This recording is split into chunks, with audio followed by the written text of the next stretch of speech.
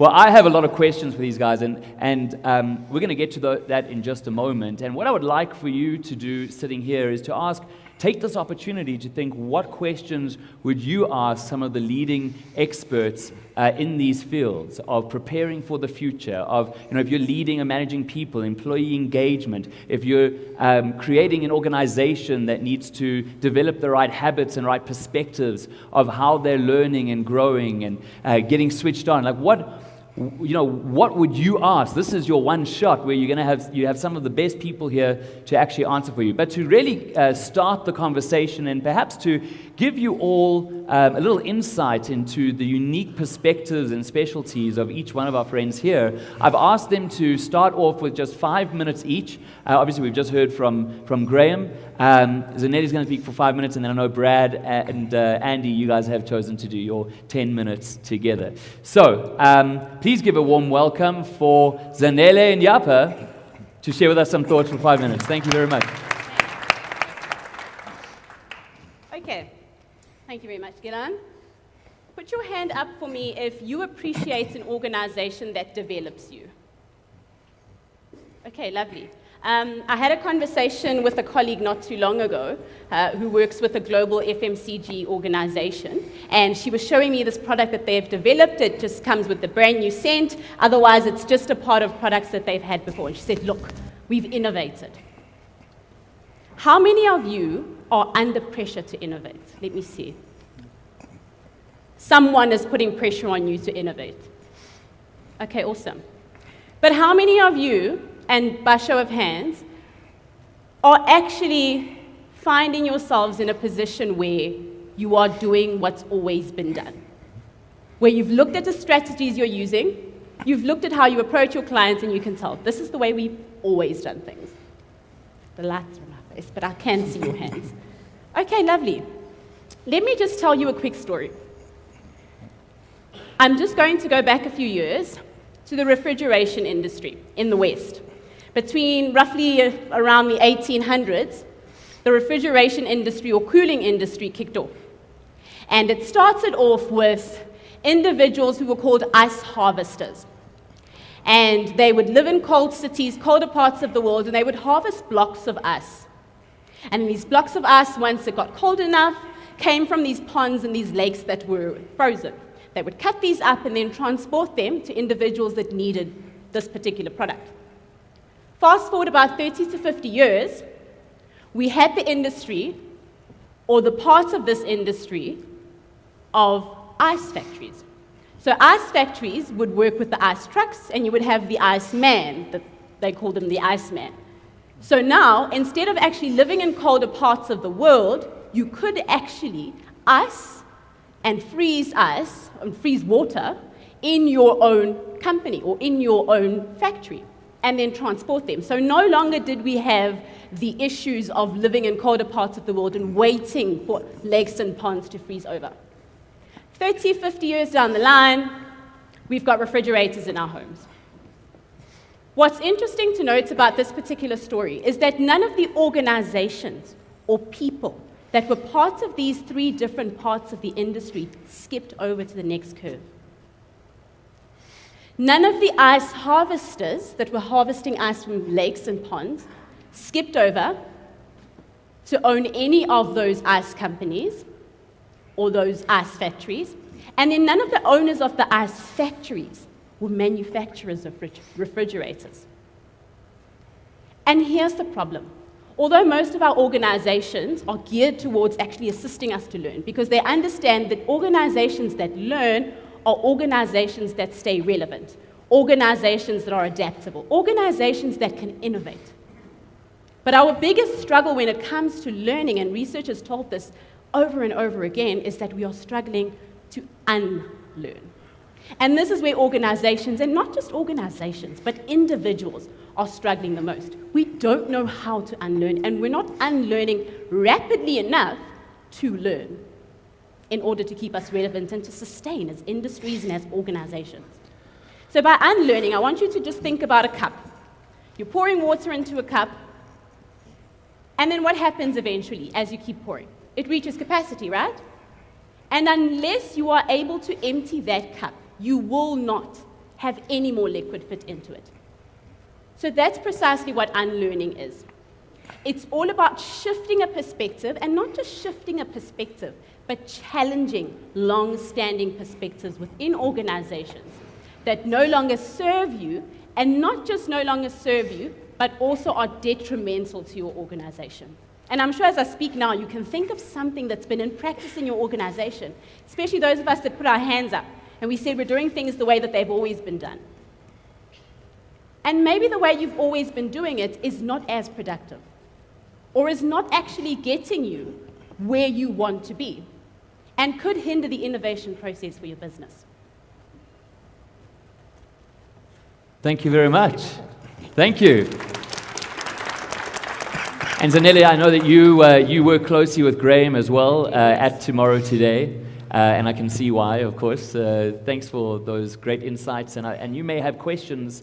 If you do, please hang on to them, because a little bit later we'll have the mic and we'll be able to get some questions all around learning and unlearning, which is a topic that I personally find very fascinating. So thank you for that. Right, next up we have Brad and Andy. And I'm looking forward. You guys are going to do 10 minutes together. So thank you very, very much for sharing your thoughts. Please give it up for Brad and Andy. Thank you. So, you know how when you type something into Google, you do a Google search, and Google tries to kind of predict what you're going to say by prompting you with the most searched terms. You know, it kind of tries to auto-complete your sentence for you. When we Googled the term, "my job makes me," these were the results that we got. We got, "my job makes me miserable," "my job makes me depressed and anxious," "my job makes me feel worthless," "my job makes me sick to my stomach," "my job makes me suicidal," and "my job makes me drink." Now, we're laughing, but it's kind of that funny, this is terrifying laughter, not the funny, ha, this is hilarious laughter, because this is terrifying. So many people are searching these kinds of terms around their jobs and what they show up to do every single day, that this is what Google thought we were going to type in as well. And the question that we have to be asking is this really the type of influence that we want to be having on the people that work with, for, or around us? That's a big question to be asking. Justin spoke earlier about corporate culture, and he said exactly this. He said corporate culture is the way that we do things around here. And so often when we're looking at corporate culture, Gilan says that I'm an employee engagement specialist. It's actually experience. And what companies, we default to this idea of looking at employee engagement. This idea of, that's what we need to measure. We need to measure how engaged people are. The reality is that engagement is a product.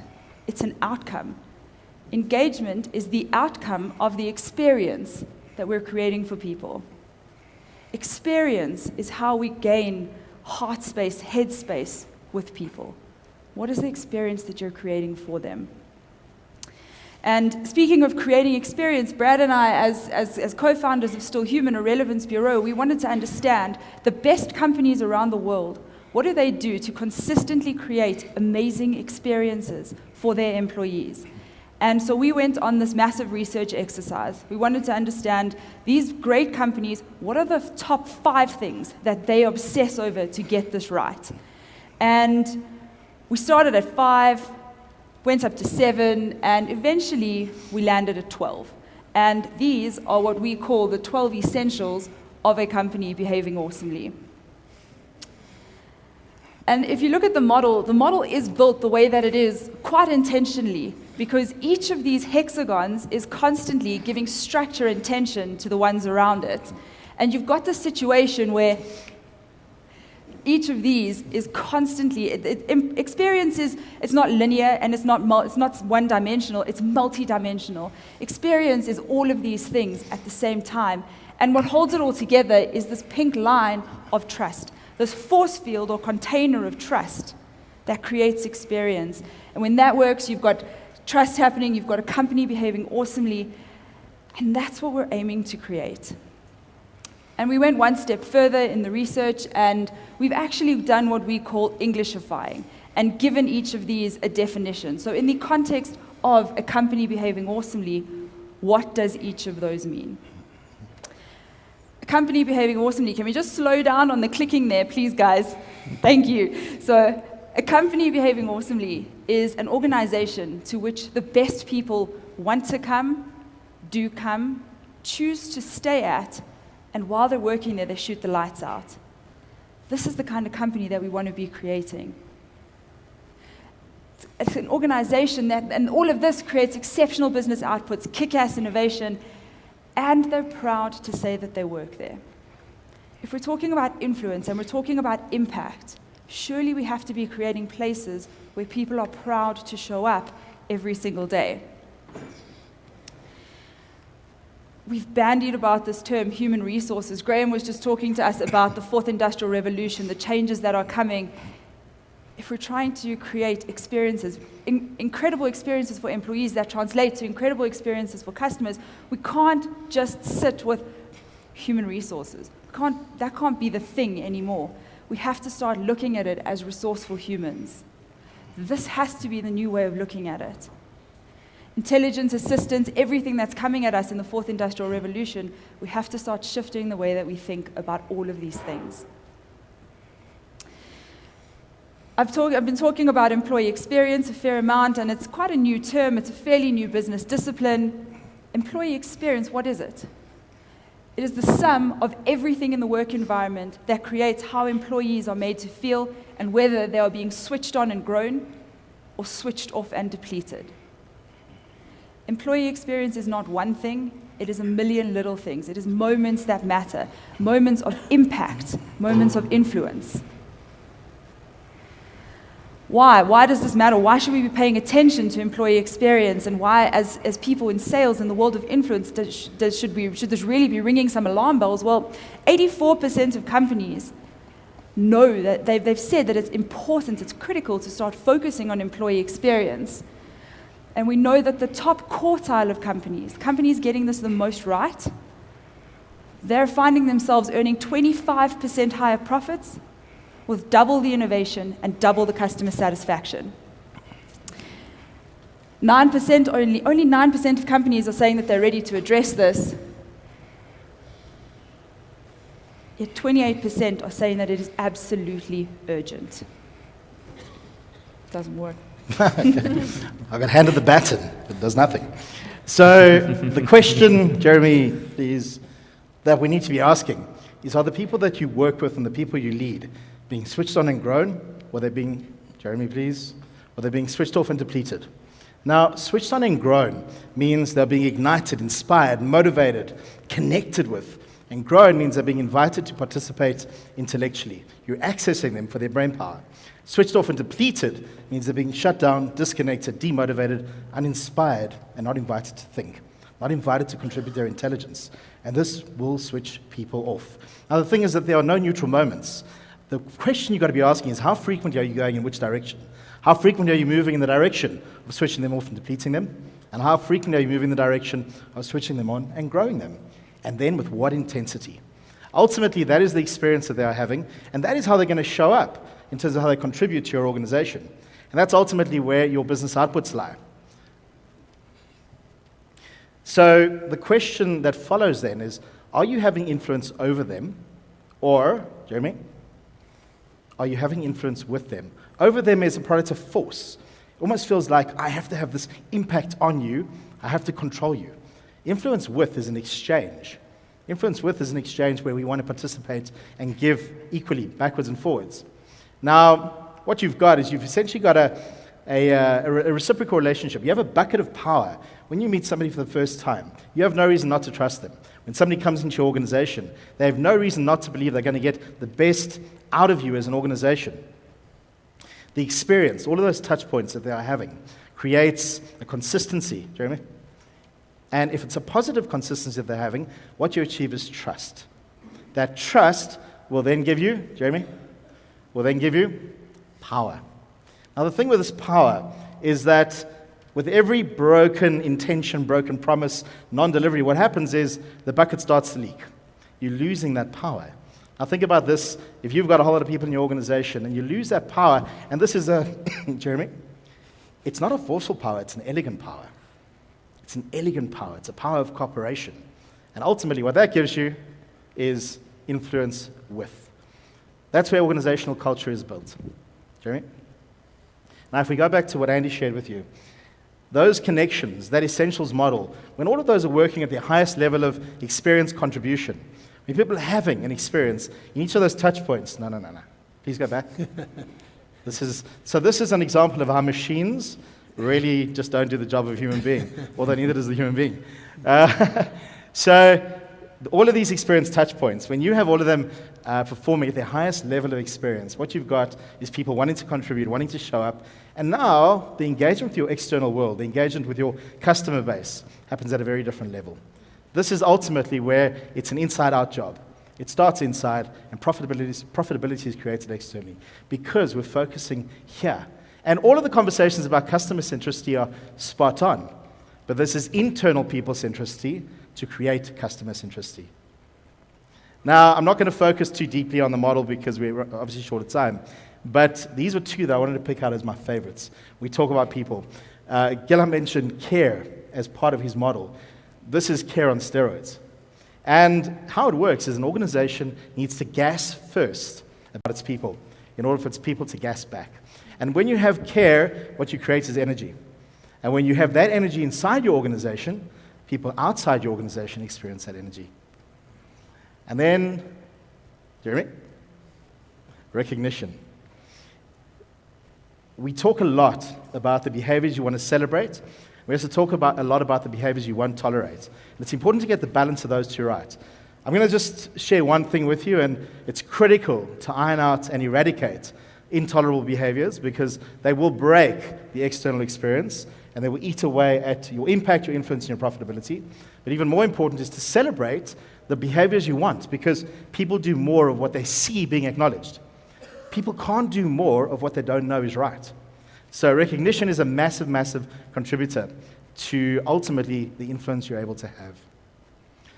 And so my closing message to you is, dear human, business culture is constantly being created either in spite of you or deliberately by you. And this comes as a surprise to a lot of people. A lot of people arrive at work to go through the motions. When you're on your way to work, what you've got to be thinking about is what are the experience that I'm going to be creating for everybody around me today? What is my contribution to that, and what is my responsibility to that? This is a critical influence conversation. Thank you. So we started here, and Andy shared with you how when we Googled, we found these most searched prompts. Thanks. And what we said is this is wrong. This is definitely not what work experience should be about. This is not what we should be creating. And every single one of us is a contributor to this. Jeremy? What if we could move to that? What if when we went to Google, that's what people were searching? Isn't that what we need to be waking up in the morning to achieve? Isn't that the influence that we want to be having with the people around us? Ultimately, that is where rockstar sales and influence lives. Thank you. Thank you very much, Brad. Can I ask you a favor, before you sit down, would you mind to come sit over here, Brad? So that I can actually monitor the time because there's a monitor preventing the monitor. I'll have the clicker that... All right. Thank you very much. Thanks for sharing your thoughts, guys. And I'm sure that we have lots of questions here in the audience. But just to kickstart, just a couple of questions that I have. And I just want to start with Andy and Brad, just because it's fresh, and I just thought of this question while you were presenting. Is some people sitting here may be leading or managing teams, and some people might not be. How do you think what you guys have shared here applies to people within the organization who perhaps are not in a managerial position? Maybe it does, maybe it doesn't. Maybe you could share with us how you think it does. And then, guys, this is really a conversation as well, so even if I start the conversation off with any others, please feel free if you have any other thoughts to add to it from your perspectives and your points of view. So, Brad, why don't you go first down there? So it's a great question, because when we were writing the book, Andy and I were very conscious not to write a book that appeared to be only a leadership book. Because that's, if you go to exclusive books, you go online, there are tons of those. But we keep getting asked questions, what about me? I arrive every day at work and I've got to do my thing. And so the way we've done our research, the way we engage with our clients, and the way we wrote the book was that it's a book about better humaning for every single person who wakes up in the morning. That's why I asked the question, are the people that you lead or work around and work with being switched on and grown or switched off and depleted? Whether you have a leadership title and a parking outside and the fancy corner office or not, you still have a responsibility for the experience you create that either switches on or switches off every single human being around you. The problem we see is too many people don't get this. They come just to go through the motions of doing my job, doing the thing that I get paid to do. Unfortunately, then you're having a potentially a negative impact on the experience and your and other people's capability to do the thing that you think you're supposed to be doing. Great. Thank you. What about you, Andy? So maybe just to continue on with Brad's line of thought there, he spoke about people showing up to do the bare minimum. There's something called the bare minimum transaction, which we often see companies and their employees getting caught up in. And the bare minimum transaction is where I, as an employee, am showing up every day, and in actual fact, all that I'm getting in terms of experience and benefit from this organization, it's just a salary. There's nothing else that is serving me. I'm not having a great experience. I'm not being led really well. My career aspirations aren't being taken care of. Nobody really cares what matters to me as a human being or what switches me on. And all I'm getting is this bare minimum, which creates that all that I give back is the bare minimum. It's the bare minimum that I have to get my salary every single day. What we're trying to achieve in designing awesome employee experience is that you've got this line of bare minimum, but you're creating an experience that's so far beyond that line that people are showing up wanting to contribute so far beyond that line every single day.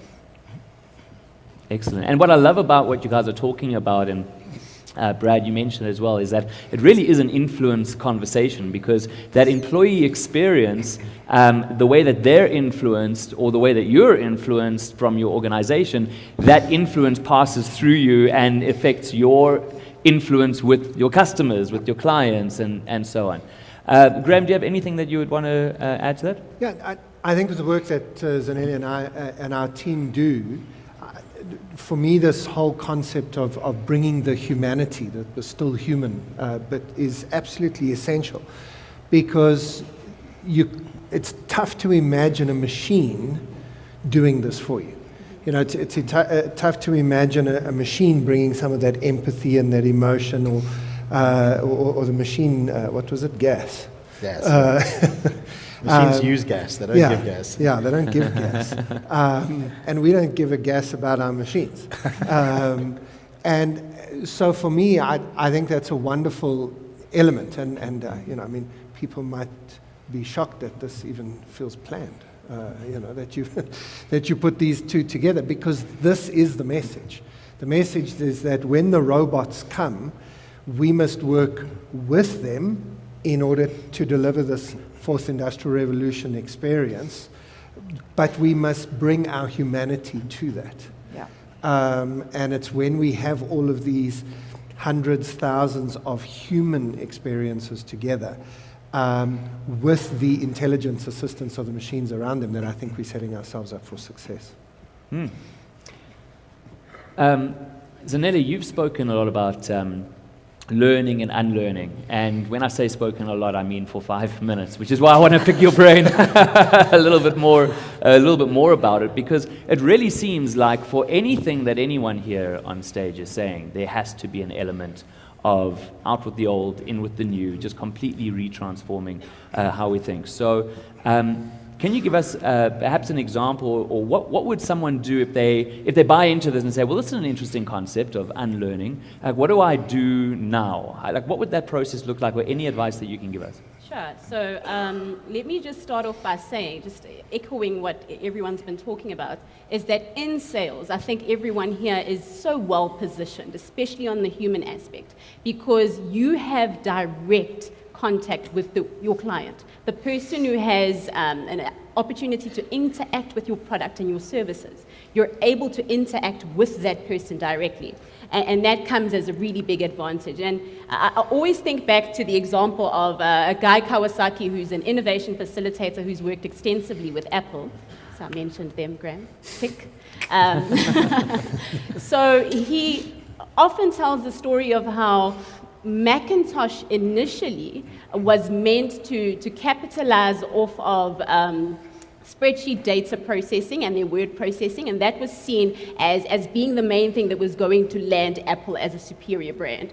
But what they found when they got feedback from their clients and people that interacted with their products is that desktop publishing was actually what gained them the most buy-in from all of the people that interacted with their products. And as a result of that feedback, they had to almost shift their systems to speak to what they now knew.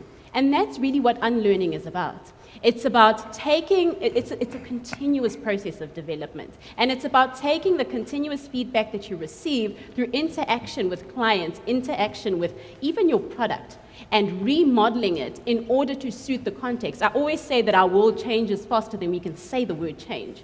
And so because of that, what you knew or what you were when you developed your last product or your last sales pitch is not who you need to be for your next one, because you need to constantly develop. And so now speaking to what you were just asking, I always say that within the unlearning process, and also for organizations and for individuals, firstly is your mindset, and then your team, then comes your strategy, and then lastly your time. The only one I want to expand on is the time.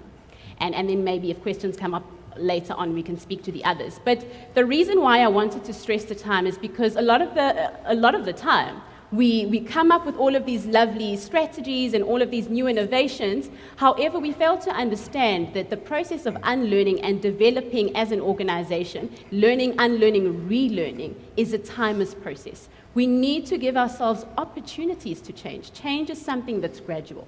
And with that, and putting into place experimentation is about trying something new, getting feedback from whatever it is that you've learned through putting it out there, all of that feedback, we spoke about the Macintosh earlier, and then working towards now what that has taught you. So we need to give ourselves time. And because unlearning is a process that takes time, it needs to be ongoing, and it needs to be a culture within your organization, not just something that happens on a once-off basis, but something that's just continuous and is always deeply rooted in the culture of the organization. Thank you. I want to pick up something. I had a little bit of an issue, and I apologize for bringing this up in public, but the video that you used to introduce the panel, it said, average people sort of win every now and again, but winners, win all the time. I don't agree with that, because if you are going to be that winner at peak performance, you will push the boundaries. You will attempt to say, okay, that's the way everybody else is doing it. I'm going to try it slightly differently. I'm going to do it in a way that hasn't been done. And the first few times you do that, you're going to fail. And that, for me, is the trick behind unlearning. This whole concept of experimentation, I think, is one of the most important things for us to get in our head. And the danger is that you can think, but if I experiment, I'm going to burn the whole place down. I'm going to blow up my client database and people are going to leave. True, but then you're not understanding what an experiment is. An experiment is you minimize the damage of trying something. So you take your best client and you say, I want to experiment with a new pricing model, or I want to try something out on you, or will you try this new product or approach? And you know that this client loves you, and you know that you have a conversation with them. Then when you see what works, you expand that to then 3 more clients and then 10 more clients. So for me, I wouldn't call that failing, I'd just call it learning. But you're not going to be winning every single time, because you're going to be trying something, seeing if it works. If it doesn't work, you're going to go, oh, okay, let's try something different. And I think you've got to have the boldness to do that. Great. Well, thanks for sharing your honest opinion, because that's really great.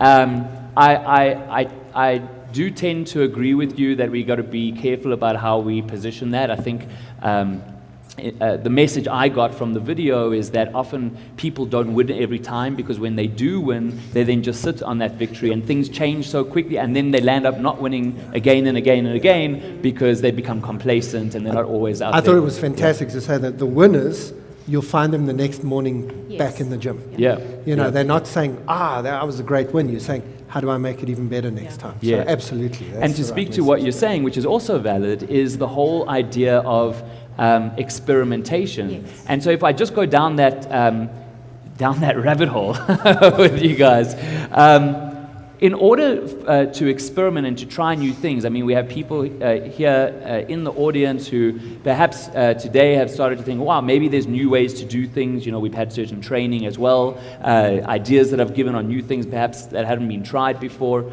Perhaps there are some people who need to now convince their team that they should be trying new things. There's almost a level of uncertainty moving into trying new things, right? And whenever people feel uncertain or there's any kind of emotional exposure which comes with the whole thing of, if I mess up, maybe I'm going to look really bad, or whatever the case may be, you guys help companies all the time to create this kind of transformation. What would you say to anyone sitting here today who wants to change, they want to adapt, they want to grow, they understand the world's changing at an exponential rate, and that feels like a very vulnerable place to be? How do they deal with that vulnerability? And you can answer either from their perspective as someone within the team or somebody who's actually managing the team, because we do have a mix here in the room. Andy, why don't we start with you and then we'll just go right down the line. Cool. So speaking from the perspective of someone managing or leading or working with a team of people, one of probably the most critical thing to get right in making people comfortable with change, vulnerability, trying new things, is this idea of psychological safety. Google did a massive experiment. They did a massive research study called Project Aristotle a couple of years ago. They wanted to understand what was the one key thing that made the most high-performing teams high-performing. What was that little gold nugget at the center of it? And what they came up with was that it's actually this idea of psychological safety, this idea of knowing that the people that I work with every single day have my back, that I'm safe here, that if I try something new and it goes wrong, I'm not going to be killed or ridiculed or shunned, but that I'll be supported and we can learn from it and we can try something else. And that idea of psychological safety, and it's something that we see lacking in almost every organization that we work with, this safety, this knowing that people have my back. If that is not there, you saw in the Essentials model, trust is the container, it's the force field that holds it all together. So if that psychological safety is not there in a team, you're going to really, really struggle to get people to try new things, to be vulnerable, to be willing to kind of put themselves out there with these new ideas and this new thinking. Thank you. Great. Zanele. Okay. So just speaking to what I mentioned earlier, first one will be mindsets and just going off of what Andy was saying as well. And then the other one would be strategy and having systems in place, which is something that's absolutely vital. So change is not something that's easy. And a lot of the time we underestimate just how difficult it is for organizations to undergo change. As much as there is a disruption that's going on, a lot of us are reluctant to change because change is something that needs to, from the top up or bottom down, bottom up or top down, would need to then be actually influenced and people engaged on the urgency of change and why change is actually needed. It is something that needs to be sold to the people you work with and why the change is actually something that's required for the organization, what we have to gain from actually managing this change effectively and responding to it accordingly. And that's where it starts, because once we begin to understand that we need to manage this change in a particular way, then we are able to ready ourselves, whether it's in terms of putting resources in place, in terms of structuring our systems, getting ourselves ready mindset-wise. It's a lot easier when we understand why the change is necessary and where our industry is moving to and why, if we don't change, we will fall behind. And then the second one is systems. Systems. And there's nothing like a good system. And I think if you are someone who's worked in sales for quite a while, you will understand this, because your systems are what backs you up when everything else fails. You fall back on your systems. And the most effective people are effective because they've got all of these systems in place. And that's really where I want to put most of my emphasis, is that if you are looking to work with experimentation, have a system in place that you utilize as an organization, or even as a team, that will then see you through step by step as to how you will carry out that experimentation and then work back. As Graham was saying, it's a matter of going back on and on and on again. Thank you. Yeah, just add to that by saying I think one of the most important things you could do is communication. If your company, your boss, your manager is asking you to innovate, to do 15% better than you did last year, or pushing you for those results, and you've got some ideas of how to do that, and you've got a few experiments you'd like to try, sell it. You're salespeople, so sell it to your boss first. And I think that we underestimate the power of communication in the system, of saying, if this is what you want me to do, this is what I want to try, this is how I want to give it a go, this is how I'm limiting the risk to ourselves and our exposure, and then keep them updated on an ongoing basis as to how the experiment is unfolding and what you learn from it, and then just take it from there. So don't try and do something and then surprise everybody. Surprise is fantastic for birthdays and Christmas, not so great as a business strategy. So communication. Great, thank you. What about you, Brad? I think that for me, you can't change what you can't see. And this resistance to change, organizations say, innovate. You must innovate, new ideas.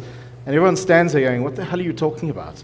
Isn't innovation a department? It's their thing. I don't have time for this. This is extramural. But there's no big picture painted.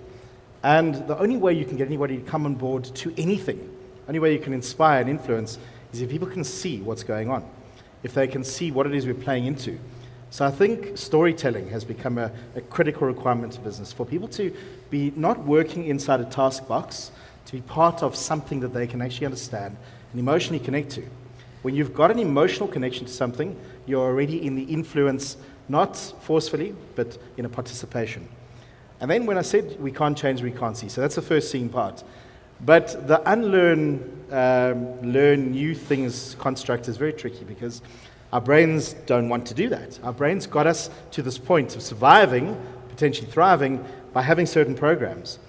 So it's really important with that story to be able to create additional programs. Not necessarily pruning away. It's very hard to cut off if you understand the brain hardwires. Additional means I now have choice. And if I have understanding of the bigger picture, I can make different decisions. But if I don't know the bigger picture and I don't have additional programs that have been created for me and I can build, I'm going to stay very stuck with what I've already got. And I think that's a critical thing for organizations to start to understand. Excellent, thank you.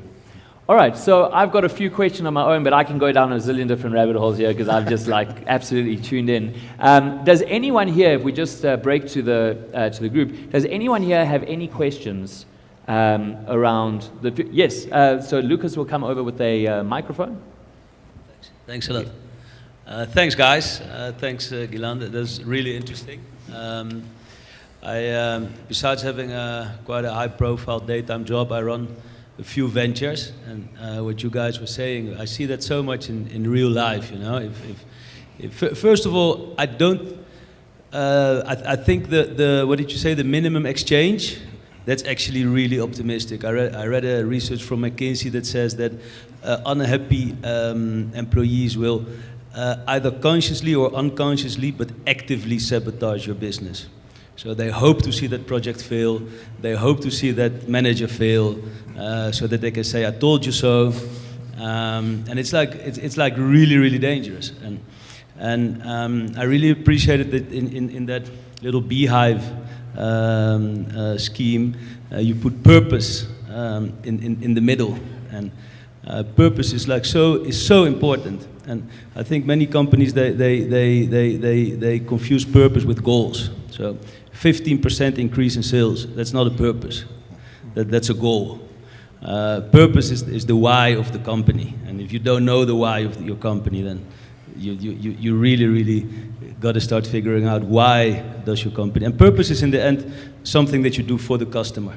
That's I think in 90% of the companies the real purpose. And But what I've noticed is that if you manage, and you can't do it as window dressing either. Engaging your employees really means really engaging. Really means really giving also a say in the company, a say in how things are done, a say in decisions, really listening. But I think it was, and also asking them. So if somebody identifies a problem, asking them how they think they can solve it, because they probably often know better than you. But what I've noticed, and that's something I think Gilan said it in the morning, is that at a certain point, management becomes much easier. So you have to spend many less hours telling people what to do and controlling if people did it and double checking if what they said was true. Because if you have engaged and enthusiastic people in your team, then the amount of hours that I spend managing my team has become so much less that I just wanted to give that feedback. Thanks. Thank you for your input there. Did you have a question that you wanted to ask, or you're just adding to the conversation? Just to give conversation. Okay, thank you. That's great. Appreciate that. Thank you. Do you guys want to speak to that around purpose? So just to come back to what you were talking about with the McKinsey study, so it's Gallup who run the numbers. They do the international employee engagement numbers, and you get engaged, disengaged, and actively disengaged people. And your actively disengaged are the guys who are going to be angling to kind of sabotage. And that does exist, but it's generally in a small portion. Your biggest concentration is your guys who are in the disengaged bucket.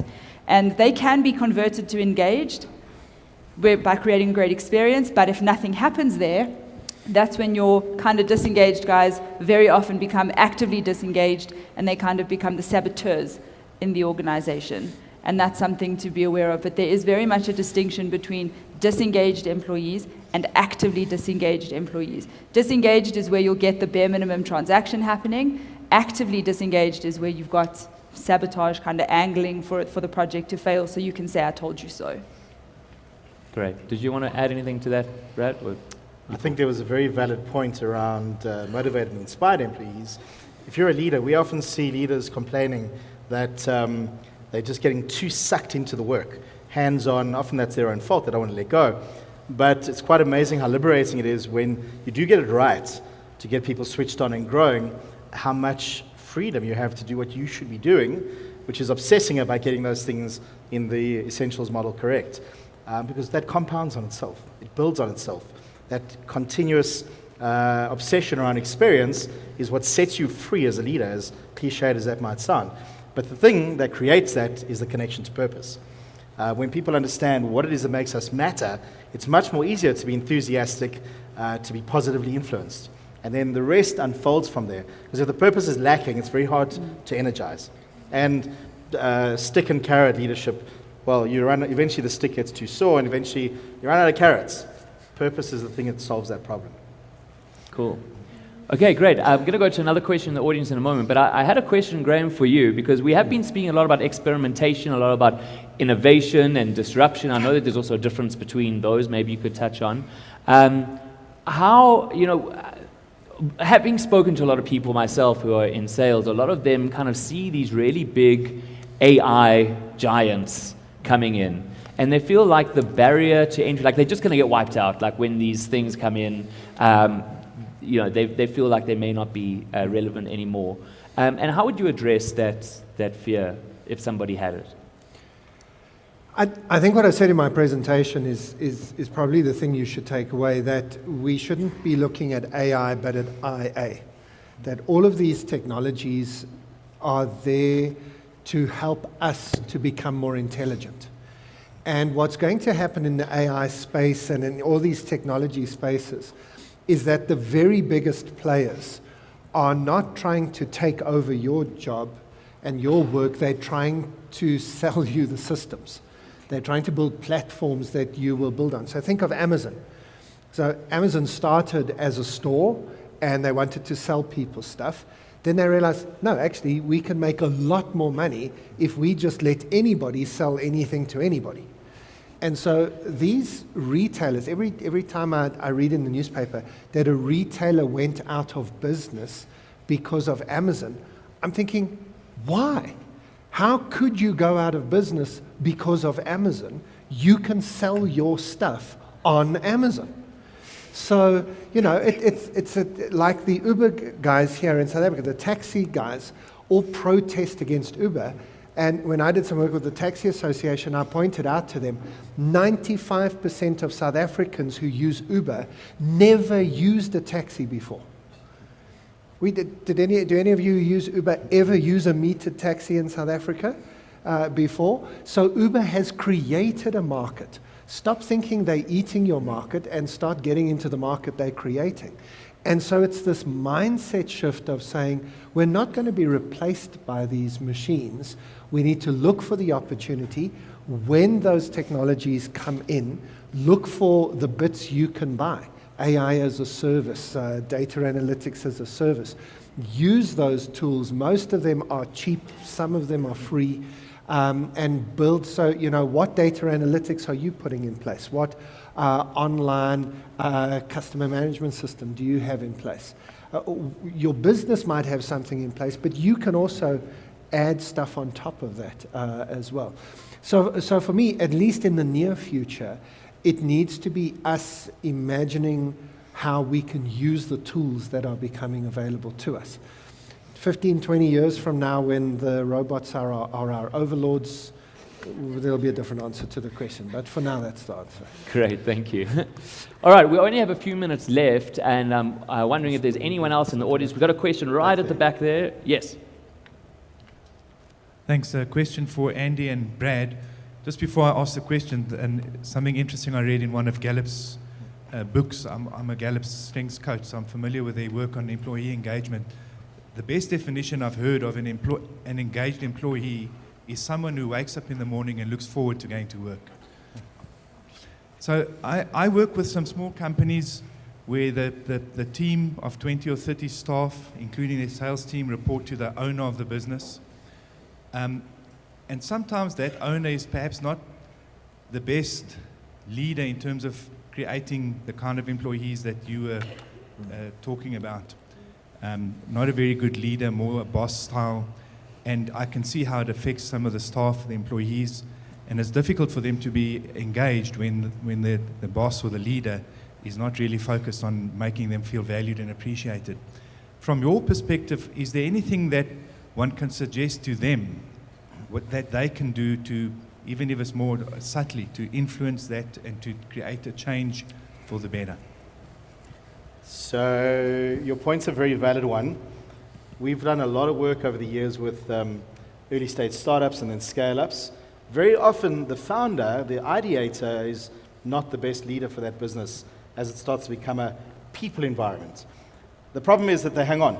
And very often the best strategy is actually to move out of the direct leadership role into and put an MD or equity someone else in, whatever the construct's not important, but let someone else be the people leader. For the employees, well, we found a lot of people gifting our book to their directors and owners and bosses. I think I've heard more than anything else, I'm buying this for my boss. Maybe I'll include your book as an example of a Toblerone or a pocket. What is this? It's not Absolutely. A book, it's a gift for your boss. We were on radio the other night, and you need to give a lot of gifts out. Love it. We were on radio the other night, Andy and I, and on the screen in front were all of the audience commentary and questions, and definitely without a doubt, by the hundreds, as this thing was streaming, was, I wish my boss was listening, I wish my manager was listening. So, it's a very tricky one when the boss is a real tyrant. When there's fear, Andy spoke earlier about psychological safety. And that's kind of what people need to work out, is how safe am I? Because often there's this program running that it's career limiting, it's completely unsafe. And you get two types of tyrannical leaders, the boss, the push hard. One is the one who's leading with a forceful energy, but there's a possibility they'll be open to listening. And the best way to approach them is with questions. Always come with questions as opposed to something that's going to put them into defense mode, get them to think about things. And then there's that boss who will chop your head off and throw you out of the building because they don't want to hear. We have terminology for those bosses, and you have to, for that you've got to engage us separately or read the book. We haven't got time here today. But go look out for Ralph. That's all I'll tell you. Now you've got to go find Ralph. And the thing is there, it's a little bit more... And not the guy named Ralph in the audience. No. But there it's a little bit more complex because there's sometimes even legitimate evidence of people who have been exited because they challenged, they spoke up. I think the thing to be sure of is that you're not buying into a story that's not true, that this will be career limiting. Because then you're going to continue to live in this state of fear, panic, shut down, and nothing will change. Graham mentioned earlier communication, and we talk a lot about meaningful communication. Choose the style, choose the impact, and communicate. That's the only way forward, is communicate. Thank you, Brad. And I think that also talks a lot to what we were speaking about earlier with our AI selves. And we've got all these ideas in our data set that lands up sabotaging us doing the right thing, and that we get those self-fulfilling prophecies, distortion of reality, and so on. With just a few minutes left on the clock, I was wondering if there's any other question in the audience. Yes, we've got one here at the front. Firstly, I just want to say that, hands down, this is absolutely the most amazing event I've ever been to. Wow, thank you. Awesome. So Thank you very much. I wasn't quite finished, not just for the food. So the question is, and it's to all you guys, and I mean any other colleagues you have in the industry, and I apologize, it might be a bit of a charged question. Have you guys ever considered, or would you ever consider, with your influence and expertise, getting government and civil society to unlearn and to relearn? Sure. The first response I have is we work hard, we have influence, but we're not magicians.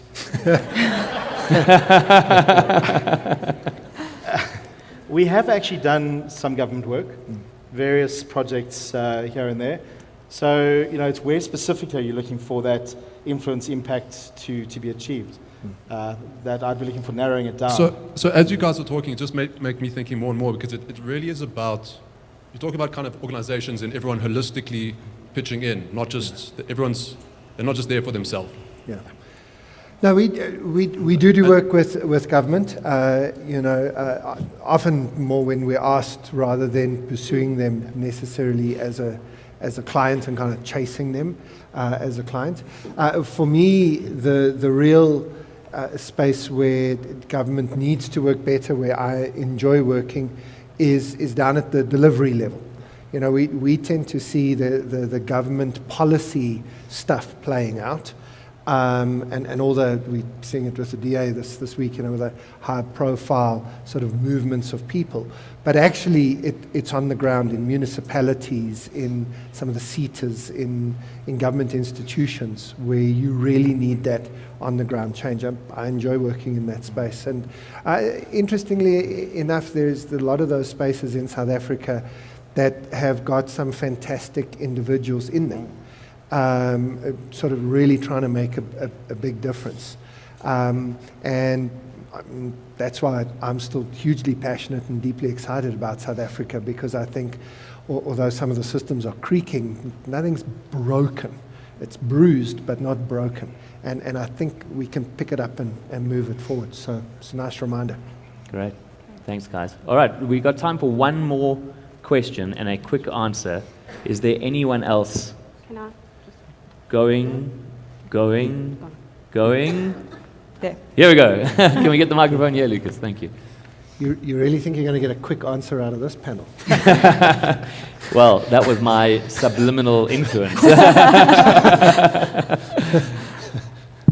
Good evening. So, beside what we've heard today, just from yourself and Justin and everybody else, so the question was, what is the future of sales?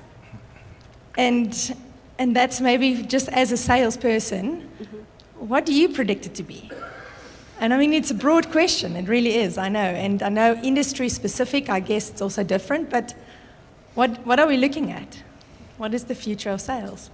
Wow, okay, that's a great question. Here's what I'm gonna suggest, because I feel like that question could take a very long time to answer. Can we end off speaking to that question? Could each of you perhaps from your unique perspectives, mention maybe one thing that you think will be a part of the future of sales, and perhaps one actionable, like what should we do tomorrow to prepare us for that future? So just one thing each. Zanele, why don't we start with you this time? Please. My lips are getting dry.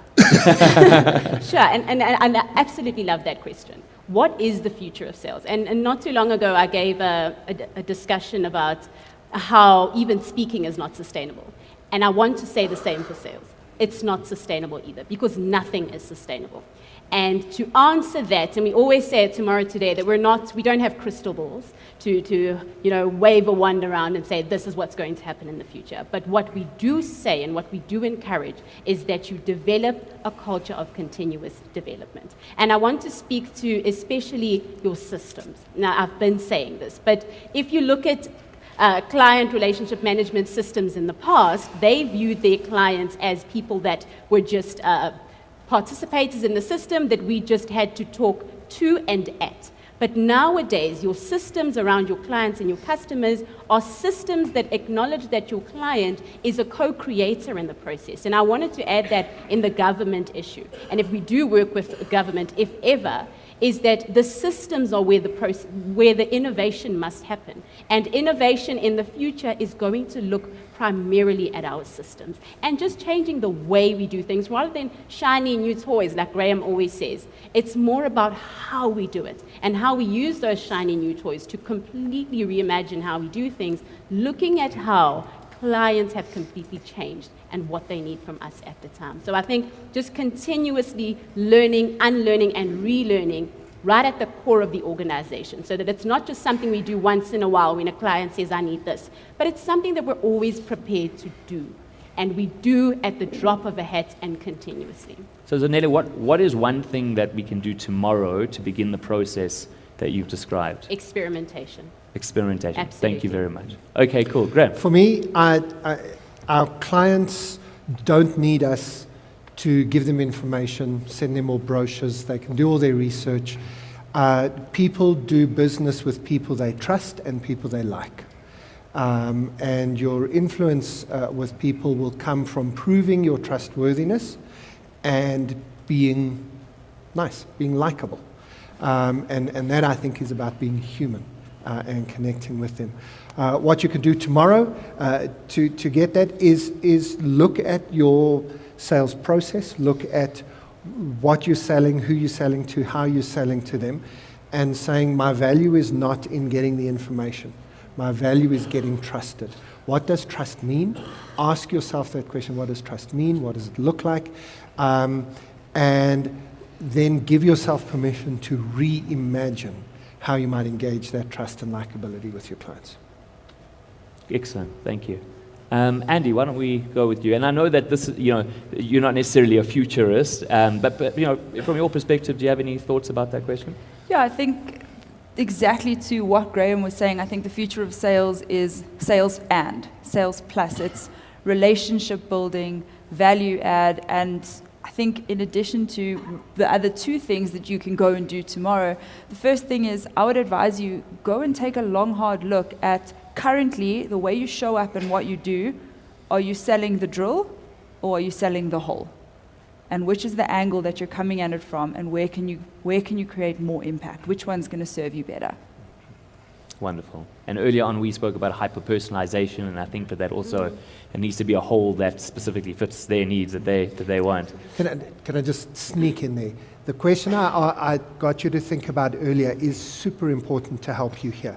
You don't ask, what are my clients buying from me? You ask, what do my clients do with what they buy from me?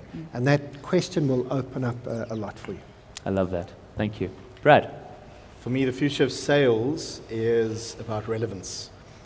So the question I would ask is the next step is to have a look at what type of organization are you? Are you the type of organization that, as Andy mentioned, is a company behaving awesomely? Are you attracting the best people? Are you doing what it's going to take to get them to come to you, to stay, and most importantly, while they're there, shoot the lights out? And that means in terms of how they're able to sell and connect with what's going on outside, but also in terms of how they are able to understand the outside world and innovate. because your relevance is going to be based on how relevant you are in terms of what's going on outside. If you're selling something that nobody wants, you have zero relevance. And my closing comment is, make no assumptions and don't bullshit yourselves. Good. Good next steps, right? Good. Please give a big round of applause for our panel over here. Thank you so much, guys. Thank you very much.